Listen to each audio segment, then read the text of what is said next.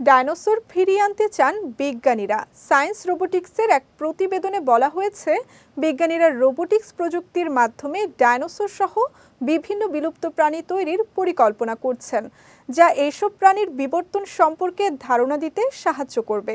বিস্তারিত সৈয়দ নওশাদের ডেস্ক রিপোর্টে।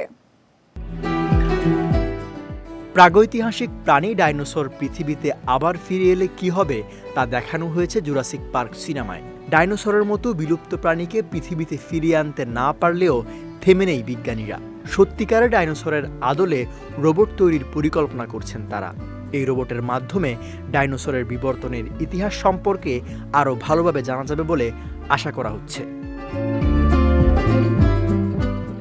সায়েন্স রোবোটিক্সের এক প্রতিবেদনে বলা হয়েছে, বিজ্ঞানীরা রোবোটিক্স প্রযুক্তির মাধ্যমে ডাইনোসর সহ বিভিন্ন বিলুপ্ত প্রাণী তৈরির পরিকল্পনা করছেন। বিভিন্ন বিলুপ্তপ্রায় প্রাণীর গতি ও শরীরবৃত্তীয় বৈশিষ্ট্য অনুকরণ করে তৈরি রোবটগুলো এসব প্রাণীর বিবর্তন সম্পর্কে ধারণা দিতে কাজ করবে। বিবর্তনের সঙ্গে প্রাকৃতিক পরিবেশ নিয়ে আমাদের জ্ঞান উন্নত করবে। কেমব্রিজ বিশ্ববিদ্যালয়ের বিজ্ঞানী মাইকেল ইশিদা বলেন, আমাদের কাছে অনেক প্রাণীর তথ্য আছে যারা বিবর্তনের ধারণায় লাখ লাখ বছর আগে হারিয়ে গেছে। যদিও কোডের কয়েকটি লাইন বা একটি নতুন 3D প্রিন্টারের সাহায্যে আমরা সেই লাখ লাখ বছরের বিবর্তনের তথ্য অনুকরণ করতে পারি, তবে রোবট তৈরির মাধ্যমে বিবর্তনের নানা তথ্য জানা আরও সহজ হবে।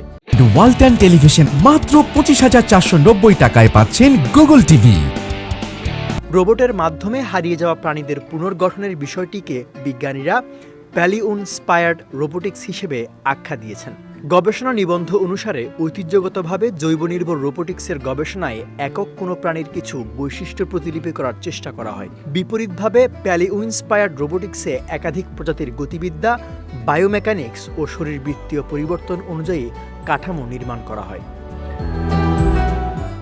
সৈয়দ নওশাদ, বিজয় টিভি নিউজ ডেস্ক।